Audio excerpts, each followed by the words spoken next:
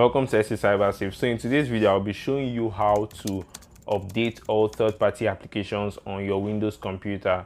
So when I mean third-party applications, I'm talking about your Chrome, your VLC, your Firefox, all those applications that does not come with Microsoft by default, the ones you have to download from their different websites. I'll show you how to make sure they are always up to date. For example, Chrome had a particular vulnerability that hackers were exploiting, but they've released updates. But the thing is that most times, most people don't remember to update, and some of these third-party applications don't automatically update themselves. So for you to be safe, you need to be updating these applications, and doing them manually is really stressful. There are three ways you could do it. You could manually update all the applications by checking by checking if they have updates online, but it's going to be really stressful. And then you could do this semi-automated one which I'm going to show you today, and also the fully automated ones, which will require you purchasing some software, but not everyone has such resources. So let me show you how to make sure your apps or your softwares are always up to date without any stress. Let's dive in straight to the video. So we'll be looking at an inbuilt application that comes with Microsoft or your Windows called Winget. So it's just like for those that use Linux that know about apt-get or apt is like an application manager. So to get it, first of all, you need to install it. It does not come installed by default. So you can either go to your Microsoft Store. So you go to your Microsoft Store and hold on, let this open.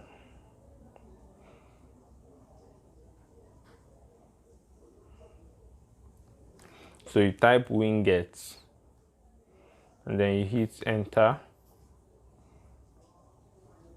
So you will see App Installer. So that is what we want to install. So you click on App Installer. Okay.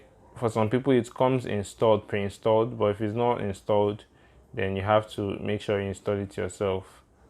So if it's not already installed, you will see a get button around here. So you just click on the get button. Then when that is done installing, after the installation, you close it. Then you open your PowerShell, Windows PowerShell. You can open it, you can run it as an administrator. Okay, and you run it as an administrator.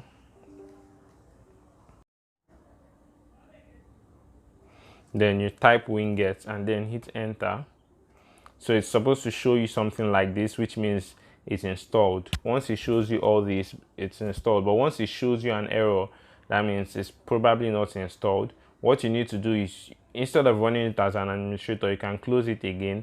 And then this time, just when you type PowerShell, you just click on open. Don't run it as an administrator, run it as local user. It depends on what you're using. Then just type the Winget.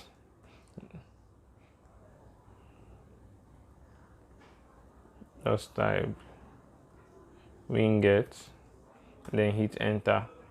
So once that is done, this is the first stage. So once you've installed it, the next step is how to make sure the applications are up to date.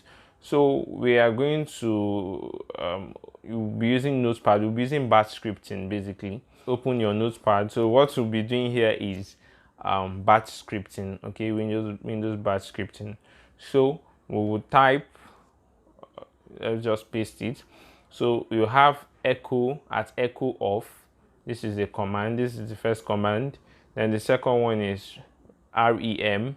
Then this is the name of the particular software you want to update, the third-party application or software you want to update. Then this is the command for updating it. So this is a very important command. Without this command, you won't be able to update it. Okay, this one could be anything. This one could be Google Chrome, it could be Chrome. You can change this does not matter, but this really is important. Okay, then this also is important. This means if there is no error, that means if error level is equal to 0, if there's no error in installation, it will echo Google Chrome upgraded successfully. So it will tell you this. Okay, so let's see, how do we get this command? And before that, let's say we need to know the third-party applications we have installed on our computer. So you can just do Windows run or Windows R, then you type appwiz.cpl. This is just, I'm going to, as if I want to uninstall a program. So you will see a list of all the programs that you have. So we can see we have AnyDesk, which is a third-party application. We have CyberDoc. We have Google Chrome. We have, scroll down. We have Office Standard 2016. This one I downloaded it, although it's Microsoft. So we have Optitune, we have Sentinel, we have TeamViewer, we have VLC, we have WinRAR, we have Zoom. So we already know the list of third-party applications we have installed. So what we do is you go back here, you open your browser, and then you type winget.run. You go to this website, winget.run. Okay, then this platform, this is where you start putting the applications you have. So for example, you have Zoom installed. You type Zoom, so to show you results. So this is the Zoom we have installed. You click on copy command. Okay, copy command. But if you are not sure if it's this Zoom, you can just click on it and take it to the website. Okay, but when you click on copy command, you go back, and then let's paste it here and see. So you can see this is for Zoom, but let's assume this is for Zoom. Control V. Okay, so we can just change this to Zoom since it's Zoom. Okay, and then can change this to Zoom, so it echoes Zoom upgraded successfully. So take note that what you can see here, you can see install, but what install does, the install command is for installing an application. So if you did not have Zoom before and you want to install Zoom, you can use this particular command. So this particular should I say application, or this particular command line stuff is really important when you want to install lots of applications in bulk, maybe for those IT admins or IT support staff. You want to update or you want to install lots of applications, then you can use the install command. But since we want to upgrade or update the existing third-party applications, we just change this to upgrade instead of install. So this is all the command we need. So you can replicate it, control copy, control paste. So we change it, let's change it to let's say TeamViewer. TeamViewer. So let's change it also to TeamViewer. So we are going to remove this command. Let's search for the command for TeamViewer. So you go back, you type TeamViewer, enter. So you can see this is TeamViewer, the normal TeamViewer. So you click on copy command, you go back, then you paste it, Control V. Don't forget to change this one to upgrade, because we want to update or upgrade the existing one on the computer. So you can see the command winget upgrade E, then the ID. This is the ID, so this is really important. Okay, so each of these software or third-party applications has its unique ID. Okay, so you can't just assume or guess. Okay, so control copy, let's just do one more, Control V. Let's say you have TeamViewer, not sorry, AnyDesk. So let's change this to AnyDesk. Let's remove this command and look for the command for AnyDesk. So we go back there, and then we use AnyDesk, then you hit enter.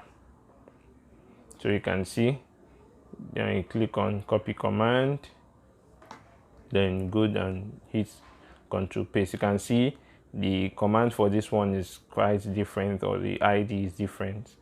So you change this to upgrade.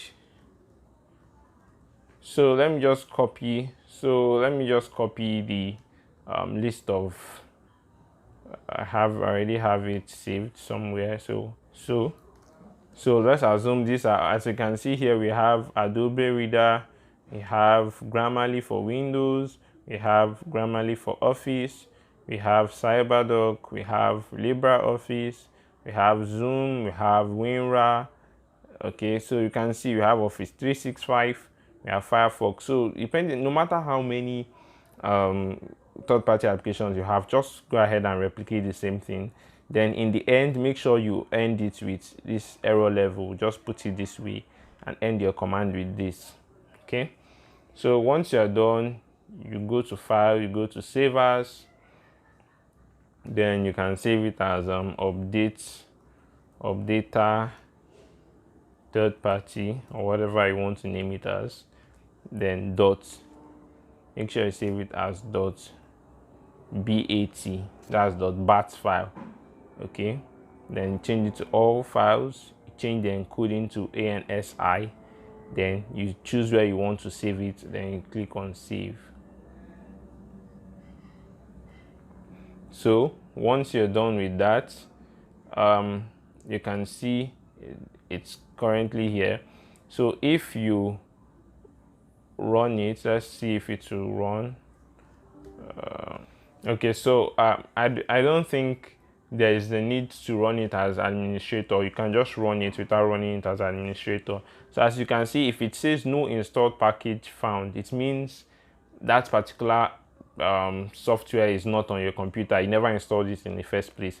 But if it says no applicable update found, it means there's no update for that software. That means the software is up to date.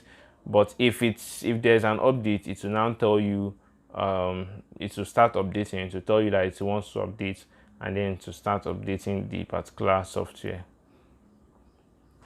So that's basically how it works. But we can't be running it every time. We can't just keep running it by ourselves every time. We want to automate it or make this automated in a way. So what we do is we are going to make it to run on startup. That means for every time you turn on your computer, this software runs to pick up all the important updates. As long as you're connected to the internet, it runs itself and tries to make sure all your third-party applications are up to date. Okay, so this is really important. I just hope you guys find it useful. Please don't forget to leave a like and consider subscribing to this channel, as we teach online safety, digital safety, expose recent scams and tricks. And yeah, so that's what we do on this channel. Please, I would appreciate it if you leave a like on this video. So let me just show you how to make sure this runs on startup. So you go to your search bar, or just type your Windows R, then we type shell, then colon, type startup, then you hit enter. So you can see it has opened. What it did is it opened a folder where startup programs will run. Okay, so if you want any program to run on startup, you can just put it here. So what you do is you create a shortcut for this particular bat file. So you just right click, show more options. Let's create a shortcut. So it will create a shortcut here. So what we need to do is to put the shortcut in this startup place. So you can just drag it. Good. So this is it. So the moment it's already there in startup folder. So once you shut down your system and then you turn it on, okay, once you turn it on, the moment it comes on and it's connected to and your computer is connected to the internet, it starts running the update. You see the CMD screen, it will start running the update. So you can always minimize it and continue your work, but this will make sure that your third-party applications are always up to date. You can cancel it if perhaps you did it today, you already installed the update today, and you don't want it to update again because you feel like there's no update. You can go ahead and close it, but I will advise you to just minimize it. And this does not really consume any resources, does not really do any, it's not RAM intensive. So that's pretty much it. And thank you for watching. I hope you found this very useful. Those that are IT support staff, IT administrators, you as an individual at home, to keep your applications up to date, you can always use it. But if you want to use some other free versions or other free software, you can use Patch My PC Updater, although that one is not really as good as, let me see if I still have it. Patch My PC,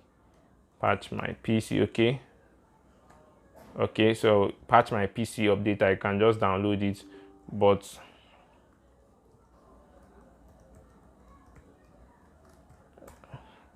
so let's see, so if you want to use this particular one, you can go ahead and use it. You can also download iObit installer. So iObit is good for updating also, but you have to, the free version really is not good enough, so you can get the paid version of iObit.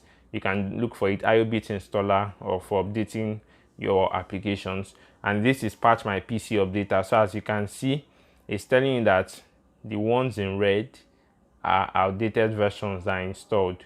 So as you can see, AnyDesk currently has an outdated version, and then Google Chrome also surprisingly is outdated. Google Chrome always releases updates to their browser almost every 2 days. Let me put it that way, because there's always one vulnerability that could be easily exploited. Okay, and see, my Google Chrome is not updating itself. So you can just click on this perform 2 updates, and then it will help you update it. But this one is quite limited because it's based on what they have in their library. So if you have an application that is not part of their library here, like this one has plugins, this one has browsers. So if you have a browser that is not here, maybe Tor browser or something else, or Chromium, and it's not here, it's not going to update it for you, or it's not going to show as the it's not show as part of the applications here. So it's based on their own libraries and stuff. So this one is quite limited for, but you can have it also, but I would advise you use the method which I showed you. So thank you. I know this video was lengthy, but thank you. I'll see you in my next video. Bye guys.